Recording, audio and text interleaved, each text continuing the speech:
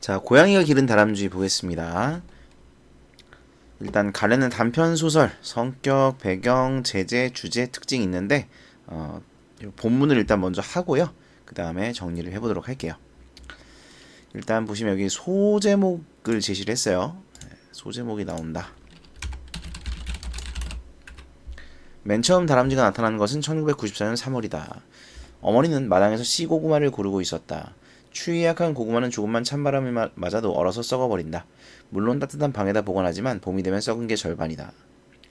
환갑을 넘긴 어머니는 점점 농사를 줄이는 중이지만 아직 자식들에게 붙여줄 농사는 최소한으로 지으신다. 자, 그래서 어머니가 이제 농사를 지으시는 이유는 자식들에게 붙여주기 위해서 자식들에 대한 애정이 드러나죠. 고구마, 감자, 고추, 콩팥, 쌀, 농사 따위다. 쌀 농사야 기계로 한다지만 밭 농사는 모두 손으로 해야 한다. 고구마를 좋아하는 자식은 둘째인 나가 등장합니다. 1인칭 시점임을 알 수 있죠.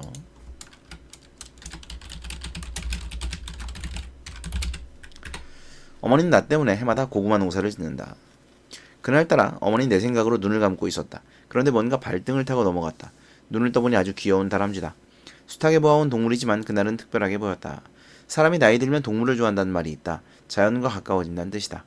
자연과 가깝다는 말은 자연으로 돌아간다는 거죠. 죽을 날이 가까워졌다는 뜻도 된다. 아무튼 평소에는 거들떠보지도 않던 동물이지만 어머니는 다람쥐를 유심히 바라보았다. 겨울잠에서 깬 후 충분히 먹지 못했는지 여위어 보였다. 하긴 아직은 다람쥐들이 배고픈 계절이다. 옛다 이거 먹으렴. 어머니는 고구마 한 개를 반으로 쪼개서 던져주었다. 다람쥐가 어머니 눈치를 살폈다. 어머니가 웃어주었다. 괜찮다. 어서 먹으렴. 나는 너를 잡을 만큼 빠르지도 않단다. 너를 잡아서 키울 만큼 부지런하지도 않고 너를 잡아서 팔 만큼 욕심도 없단다. 그러니까 안심하고 먹으렴. 어머니는 다람쥐가 사람 말을 알아듣는다고 생각했다.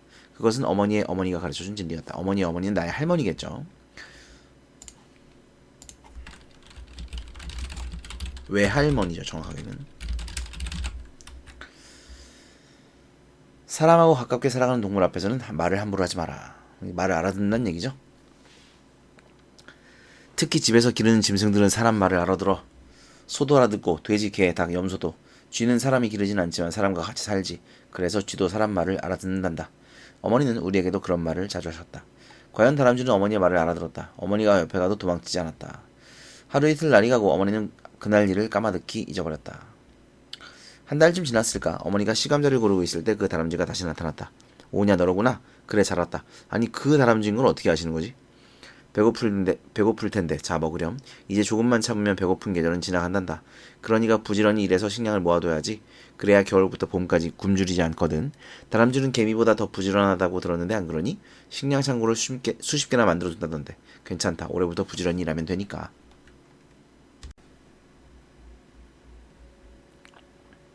어머니는 하도 반가워서 은연중에 다람쥐를 쓰다듬었다. 그러다가 어머니는 놀라 일어섰다. 아무리 작은 동물이라고 해도 그놈은 야생 다람쥐가 아닌가. 잘못 건드리다가는 물릴 수도 있다. 다람쥐는 이빨에 독이 있는지라 물리면 잘 낫지도 않는데. 그래요? 몰랐네. 하지만 다람쥐는 어머니를 전혀 경계하지 않았다. 그제야 어머니는 다람쥐에게 미안함을 느꼈다. 미안하다. 사람이란 이래 늘 의심하고 걱정하고 두려워하고 남을 못 믿고 그렇게 평생을 살거든. 그래서 늙으면 교활해지지. 이해하렴. 커다란 집에 혼자 사는 어머니는 마치 말벗을 만난 듯했다. 여기서 커다란 집에 혼자 사는 이라는 것은 외롭다. 그죠? 다음날 아침이었다. 부엌에서 혼자 밥을 먹는데 그 다람쥐가 나타났다. 어머니는 놀라면서도 반가워했다. 허허 너로구나. 아직 밥 안 먹었지야? 자 가만히 있자. 이 밥그릇은 우리 막내가 먹던 것이란다. 이 수저도. 참 너는 수저질을 할 수가 없지. 막내를 서울로 떠나보낸 지도 10년이 넘는다. 자식들은 철들기도 전에 모두 서울로 떠났다. 어머니는 갑자기 눈시울을 문질렀다. 눈물이 났다. 외로움 때문이다. 그리움 때문이다. 다람쥐가 어머니의 가슴속에 있는 그리움을 불러낸 셈이다. 자, 많이 먹어라. 아침이 든든해야 해. 요즘 젊은 것들은 아침을 빵에다 우유로 때운다고 하더라만 사람은 아침이 든든해야 써. 얜 사람이 아닌데요. 내일도 오너라. 알았지? 그 다음 보시면 어머니는 꼭 자식을 보는 심정이었다. 어머니는 자식들을 키우는데 평생을 바쳤다. 하지만 자식들이 커버리자 이상하게도 허탈했다. 모두 손에 잡히지 않는 곳으로 떠나가 버린 듯 했다. 그날부터 다람쥐는 매일 어머니를 찾아왔다. 어머니는 다람쥐에게 많은 이야기를 들려주었다. 자, 여기 보시면 야생동물이던 다람쥐가 애완동물처럼 어머니를 매일 찾아옵니다. 자, 이제 어머니는 이 다람쥐를 통해서 이제 외로움을 조금 덜어놓으실 수 있는 거죠. 자식들 이야기, 농사일 이야기, 세상 돌아가는 이야기, 못할 이야기가 없다. 그러면 강아지를 키우시는 건 어땠을까? 그런 생각이 좀 드네요. 아무튼 다람쥐는 어머니를 비웃지 않는다. 항상 어머니의 이야기를 들어준다. 전에는 밤늦게 일이 지쳐서 들어오면 그냥 쓰러져 잤다. 손발도 씻지 않았다. 밥상 차릴 기운도 없었다. 그런데 다람쥐가 반기면서부터 달라졌다. 다람쥐가 집에서 어머니를 기다리고 있다는 얘기죠. 어머니는 아무리 몸이 고달파도 밥을 먹는다. 왜요? 다람쥐 밥 줘야 되니까. 막내의 밥그릇을 차지한 다람쥐는 이제 하찮은 동물이 아니다. 언제부턴가 어머니는 외롭지 않다는 생각을 하였다. 그러고 보니 외로움도 별게 아니었다. 누군가와 이야기를 하니까 쉽게 없어지니 말이다. 그러던 어느 날 어머니는 아침부터 허둥댔다. 다람쥐가 보이지 않았기 때문이다. 그런 일은 한 번도 없었다. 불안했다. 혹시 개양이나 고양이나 개양이가 뭐예요? 고양이나 개한테 물려준 건 아닐까? 족제비나 담비에게 당했을지도 모른다. 부엉이나 올빼미에 지실지도 모르고. 자, 얘들은 다 뭐예요? 다람쥐를 잡아먹는 애들이죠. 그러고 보니 다람쥐를 노리는 눈이 너무 많았다. 왜 그 생각을 못했을까? 불쌍한 것. 어머니는 그날 종일토록 아무 일도 하지 않았다. 하지 못한 거죠. 밥도 들어가지 않았다. 일이 손에 잡히지 않는다.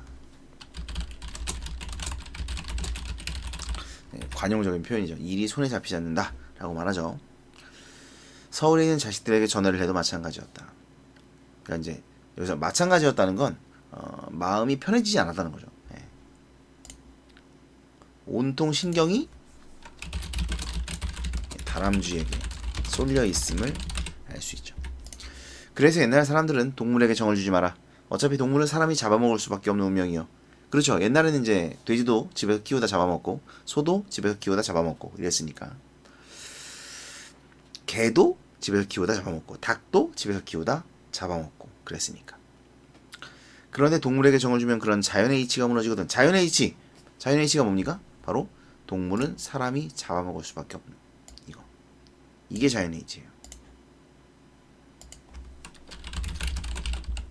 네. 그렇죠. 네. 그게 자연의 이치입니다. 네. 요즘은 이제 동물 애호, 보호 하시는 분들이 참 많은데 그래요. 뭐 그럴 수 있죠. 그 사람들도 그 사람들의 생각이 있겠습니다만 그 사람들의 생각과 취향이 존중받는 것처럼 나의 생각과 취향도 존중받았으면 좋겠다는 생각이 드네요. 네. 동물은 인간이 잡아먹을 수 있는 대상입니다. 그렇게 살아왔고 사실 인간은 안 먹고는 살 수가 없죠. 그럼 식물을 먹는 건 괜찮나요? 왜 식물은 괜찮고 동물은 안 되죠? 아니, 갑자기 또 이상한 얘기 하는데 아무튼 네, 됐습니다. 넘어가고 어쨌든 이게 이제 자연의 이치라고 옛날 사람들은 생각을 했던 거예요. 동물에게 정을 주면 자연의 이치가 무너지거든. 지금 이 사회는 자연의 이치가 무너진 사회네요, 그죠?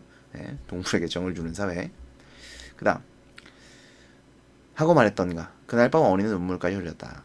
자식들을 하나씩 서울로 보낼 때마다 늘리던 눈물이다. 그러니까 이제 다람쥐가 사라진 것이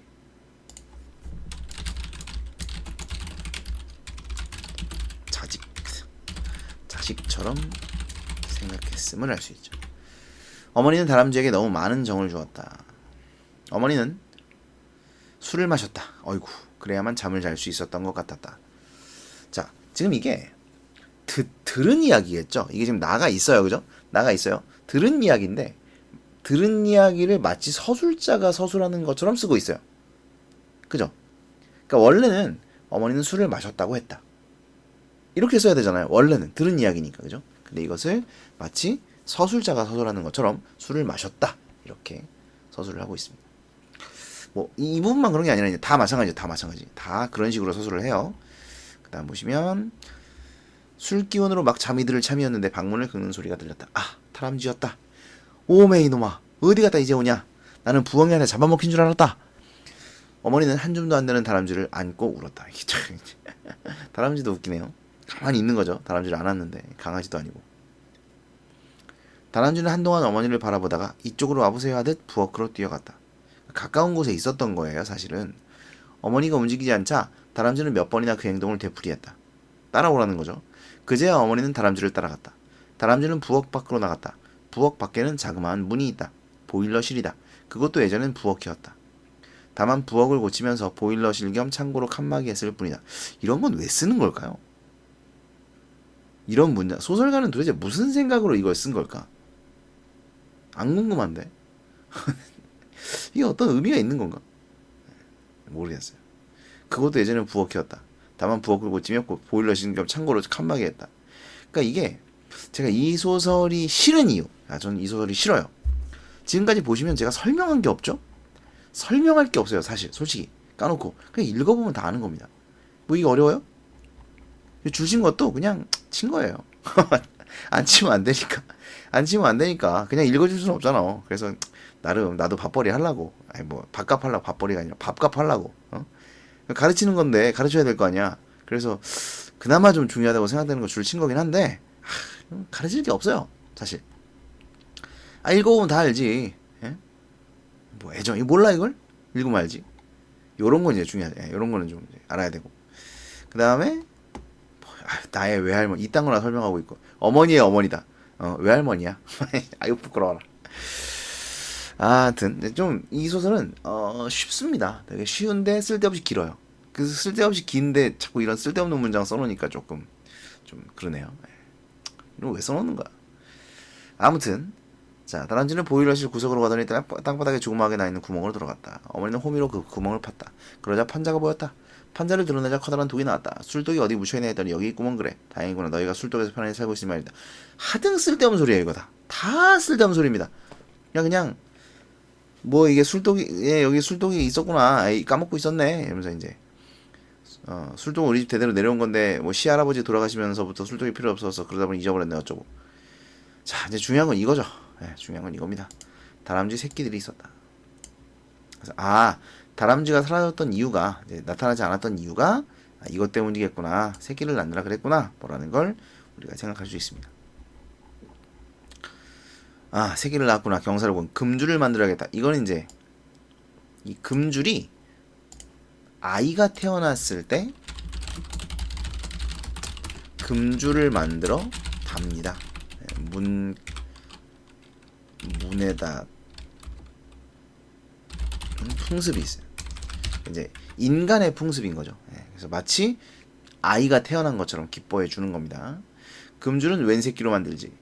새끼를 꽈서 만드는 건데 금줄을 치면 나쁜 병이나 무서운 동물이 들어오지 못한단다. 이거는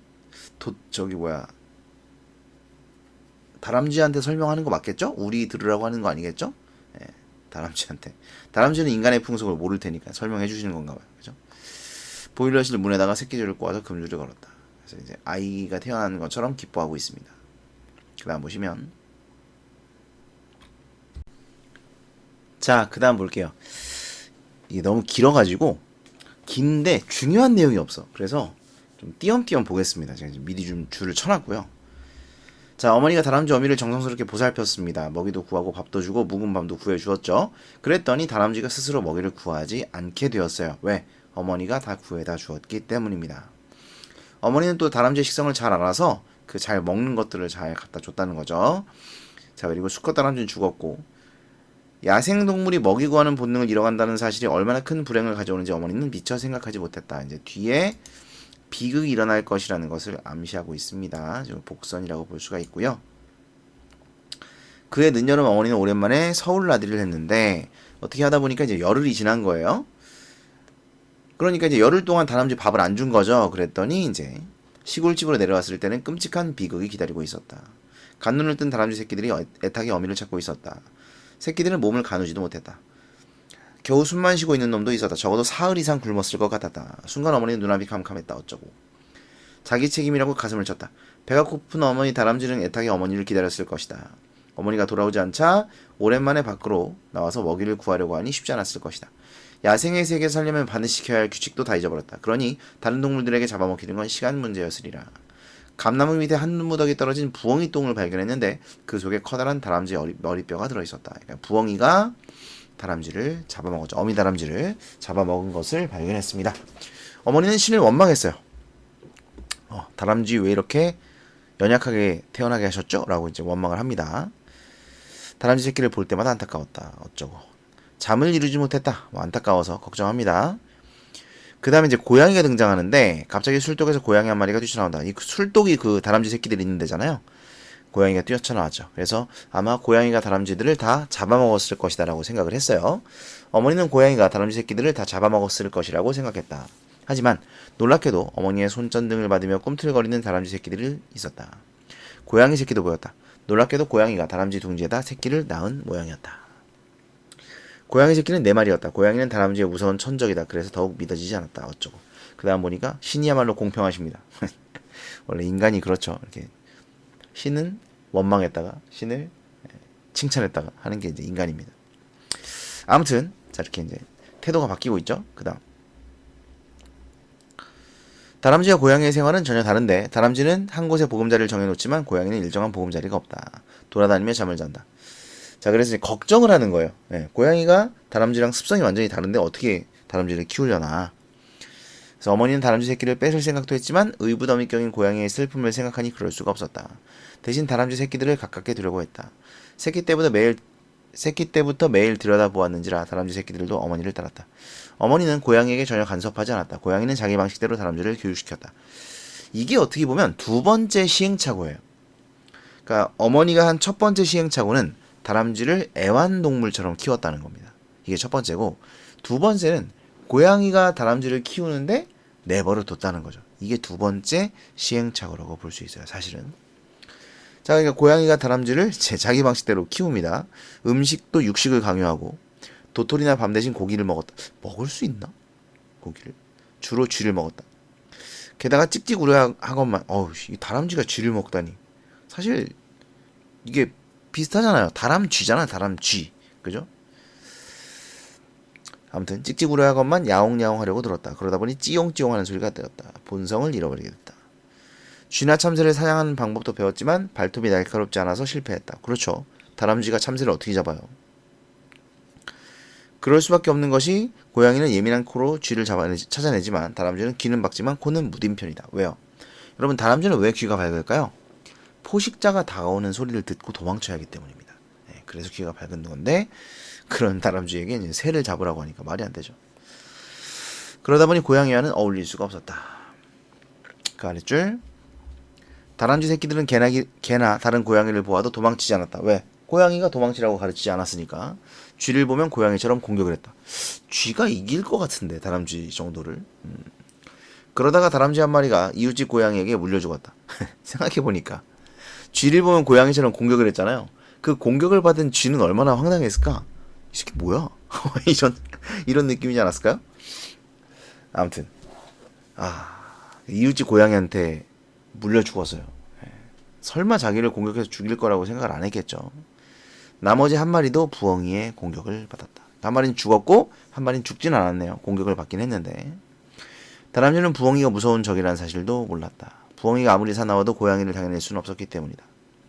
다람쥐는 자신을 고양이라고 생각했던 것이다. 부엉이 발톱에 핥겨 큰 부상을 당한 다람쥐는 어머니에게 발견되었다. 그 다음 얘는 사이가 좋아 보이는데. 자, 어머니는 다람쥐를 잘 치료해 주었습니다. 이제 한 마리 남았네요, 그죠? 다람쥐들 새끼들이 있었는데 그 새끼 중에서도 한 마리만 남은 거야. 어머니는 술독에 다람쥐를 넣어 주었다. 자, 어머니는 고민합니다. 그 아랫줄. 어머니는 고민하기 시작했다. 자, 드디어 다람쥐가 다람쥐처럼 생활할 수 있도록 도와줘야 한다. 이 생각을 이제 드디어 하신 거죠. 하지만 사람이 가르칠 수는 없었죠. 그렇다고 다른 방법도 없고. 그래서 일단 직접 가르치기로 했습니다. 자, 너는 다람쥐야. 고양이가 아니야. 아니 이걸 다람쥐가 이렇게 하면 아나? 에? 고기보다 도토리가 더 맛있을 거야. 먹어봐. 옳지. 고양이는 다람쥐를 잡아먹는 무서운 동물이야. 그러니 고양이를 보면 일단 도망쳐야지. 어디로? 나무 위로 도망쳐야지. 너는 나무를 잘 타니까. 물론 고양이도 잘 타지만 너만큼 빠르진 못해. 근데 사실 말이 안 되는 게 이제 이 다람쥐는 고양이를 엄마처럼 생각하고 살았기 때문에 다른 고양이를 보면 엄마 친구라고 생각하겠죠. 그죠? 보면 이제 고양이만 보면 달려나갔어. 반가워. 고양이를 보면 반가워요. 엄마 친구다. 이러면서 달려나가는 거죠. 에이쿠. 밑에 줄. 어머니는 야생에서 자란 다른 다람쥐를 만나게 해야 한다고 생각했다. 자, 드디어 이제 그래서 같은 종인 다른 다람쥐를 이제 데려다 놓으면 그 다람쥐가 다람쥐끼리 어떤 언어가 있을 테니까 그걸 알아듣지 않을까라고 생각을 하신 거죠. 사실 이건 소설이니까 그런 겁니다. 예, 실제로는 아마 그 전에 죽을 거예요. 예, 다른 다람쥐를 만나도 적응 못하고 죽을 가능성이 높습니다. 아무튼 소설이니까. 그 다음 보시면 때마침 마을 사람들이 탈곡기 안에 숨어든 다람쥐 한 마리를 잡았네요. 그죠? 때마침. 어머니는 그 다람쥐를 달라고 했죠. 그리고 술독에서 사는 다람쥐와 함께 사흘간 가둬 놓았습니다. 술독을 열어놓아도 야생 다람쥐는 도망치지 않았죠. 그놈은 암컷이었고 고양이 젖을 먹고 자란 다람쥐는 수컷이었으니까 이제 부부가 됐죠. 야생 암다람쥐는 순놈에게 하나씩 교육을 시켰다. 자, 밑에 밑에 읽어보세요. 예. 뭐 어떻게 해야 된다고 교육을 시킨 거예요. 겨울 준비를 해야 된다. 뭐 천적 있다. 바람을 등져서 안 된다. 예, 그래서 바람을 등지면 부엉이나 올빼미들은 귀가 아주 밝다. 네, 바람을 이용해서 도망치라는 거죠. 그래서 바람을 등져서는 안 된다. 바람을 이용해서 도망쳐야 된다. 그 다음에 부엉이나 올빼미 귀가 밝으니까 조심해라. 그 다음에 어머니는 다람쥐의 생활을 지켜보기만 했다. 이제는 절대로 밥을 주지 않았다. 하지만 고양이 젖을 먹고 자란 수다람쥐는 여전히 어머니를 무척 따랐다. 얘야, 나가서 네 짝이랑 자거라. 너는 다람쥐야. 사람하고 가까워질수록 너는 나약해져. 어머니는 그 말을 버릇처럼 내뱉었다. 자, 그리고 이제 겨울이 됐어요. 예, 겨울잠 잡니다. 그 다음에 시어머니의 말씀을 떠올리고 있다. 다람쥐 부부는 무사히 겨울을 났다. 다람쥐 부부는 7마리의 새끼를 낳았다. 네, 그래서 먹이를 부지런히 찾아다녔는데 뭐 풀도 있고 도토리도 있고 도마뱀도 있었다. 하도 안쓰러워서 식량 창고를 가르쳐주기도 했지만 어머니는 그런 간섭도 필요 없다는 판단이 들었다. 예, 내비둬야 돼요. 고생도 해봐야 돼. 사람이든 동물이든 힘든 시절이 필요하다. 그 시절을 겪어야만 좀 더 성숙해지니까. 일의 필요성을 느끼고 고통을 참고 이겨내는 방법을 깨닫기 때문이다. 자, 드디어 이제 이런 걸 깨달았습니다. 그러니까 사실은 이런 깨달음은 독자들에게 주려고 하는 거기도 하겠죠. 예.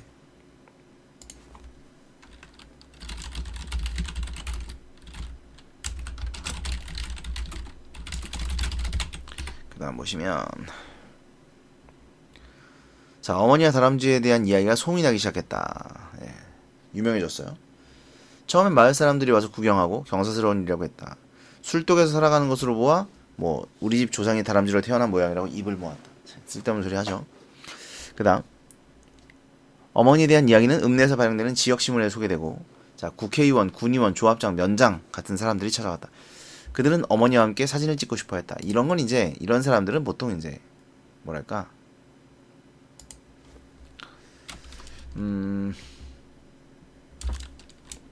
이슈를 활용해서 이름을 알리고자 하는 거죠. 요런 걸 중시하는 사람들이죠. 그러면서 다람쥐 새끼를 달라고 합니다. 요게 중요해요, 사실은. 네, 다람쥐 새끼를 키워본다고 달라고 해요. 어머니는 거절할 수가 없었죠. 면장에게 2마리를 주었을 때만 해도 이런 부탁은 마지막이겠지 했다. 그런데 어머니를 만나는 사람마다 우리 애들이 다람쥐를 키워보고 싶어 해서요. 요즘 서울 사람들도 다람쥐를 많이 키운답니다. 우선 기르기가 쉽고 무엇보다 귀여우니까요. 자, 보시면 이제 인간 중심적 사고가 드러나죠. 그러니까 왜 사람들은 꼭 그걸 가지려고 할까요? 예? 저 어릴 때는 뭐가 유행이었냐면 수석이 유행했어요. 수석이 뭔지 알아요? 돌을 모으는 겁니다. 그래서 예쁘게 생긴 돌, 신비하게 생긴 돌, 멋있게 생긴 돌 이런 돌들을 모으는 거예요. 모아서 집에다가 전시해 놓습니다. 그게 뭐라고? 돌이야 그냥 돌. 예? 그거 아시죠? 그 어디야? 속리산인가? 어디 흔들바위가 있잖아요. 그 흔들바위를 누가 훔쳐가려고 했었죠. 그러니까 왜 사람들은 다 이걸 가지려고 할까? 그 이제 정원, 그래서 수석하시는 분들이 좀 수석을 하는데 집이 좀 크고 정원이 있다. 그러면 그 정원을 마치 무슨 산처럼 꾸며놓고 그 돌들, 그 산에서 가져온 그 돌들을 갖다 놓고 그곳이라고 생각을 하면서 즐기는 거죠. 참 사람들 신기해요. 뭐든지 소유하려고 하고. 그리고 이 다람쥐를 애완동물처럼 길들이고 싶어 하는 거죠. 하면서 다람쥐 새끼를 달라고 했다. 조합장, 조합 직원, 지서주임, 군청 공무원, 심지어 학교 선생님도 그랬다. 다람쥐 부부는 2달 간격으로 새끼를 낳았고 어머니는 12마리의 다람쥐를 사람들에게 주었다. 사실 이거 새끼도 이렇게 함부로 주면 안 되는 거 아닌가? 그 부모가 얼마나 슬프겠어요. 그쵸? 지난달에는 면장집에 초대되기도 했다. 면장의 손자들이 다람쥐를 키우고 있었다. 다람쥐 집은 앵무새를 키웠던 작은 철창집이었는데, 아까 면장에게 2마리 줬잖아요, 그죠? 그래서 이제 그 집에 초대된 거죠. 철창이 있었는데 그 철창 안에 작은 쳇바퀴가 있었고 다람쥐는 그 속에서 재롱을 부렸다. 그러니까 야생의 다람쥐가 아니라 인간에게 종속된 애완동물의 다람쥐고 재롱을 부리면서 살아가는 거죠. 그날 어머니는 하마터면 울 뻔했다. 이상하게 눈물이 났다. 물론 사람들은 애완동물이라고 했다. 애완, 사랑하는 동물인데 과연 그게 그 동물에게도 행복할까라는 생각을 하는 것이죠. 그래서 어머니는 집에 오면서 많은 생각을 했죠. 야생동물의 자유를 알아야만 사람도 진정으로 자유로울 수 있다는 것. 그 사실을 사람들은 왜 모를까? 귀여워서 갖고 싶을수록 놓아주어야 한다. 동물은 야생에서 스스로 살아갈 때 가장 행복하고 아름답기 때문이다. 자, 그래서 어머니는 다람쥐 새끼를 한 마리도 사람들에게 주지 않았죠. 그래서 곤란해지기도 하고 이상한 오해를 받기도 했습니다. 조카 손주가 와서 매달려도 고개를 흔들었다. 그래서 이제 조카 손주라는 건 내 조카의 새끼죠. 아이. 그러니까 조카가 화를 냅니다. 뭐 돈을 주고 사겠다 어쩌고 저쩌고 2마리만 파세요. 들어주지 않았습니다. 왜? 야생동물은 결코 행복해질 수 없다. 사람과 함께 살아서는 애완이 돼서는 행복할 수 없다고 생각을 하기 때문이죠. 초등학교 교장이 와서도 교육용으로 기를 테니 기증해달라 라고 했는데 싫다고 합니다. 고향을 찾아온 사람들도 2마리만 팔겠다. 돈을 내밀었지만 거절합니다. 밤에 몰래 와서 잡아가는 사람도 있고 다람쥐에게 총을 쏘고 도망치는 사람도 있었다. 사람들의 부질없는 욕심. 비판적이죠. 어머니는 내 딸을 안더니 나가 이제 이 글의 서술자예요. 아까 나왔던 1인칭 관찰자의 딸입니다.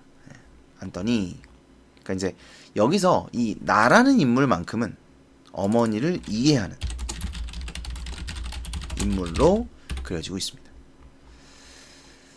내 딸을 안더니 그러니까 이제 손녀죠, 손녀. 우리 강아지 손녀를 얘기합니다. 나의 딸.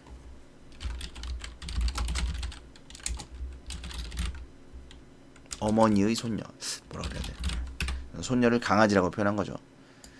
우리 강아지가 크면 다람쥐 덕을 보게 될 거야.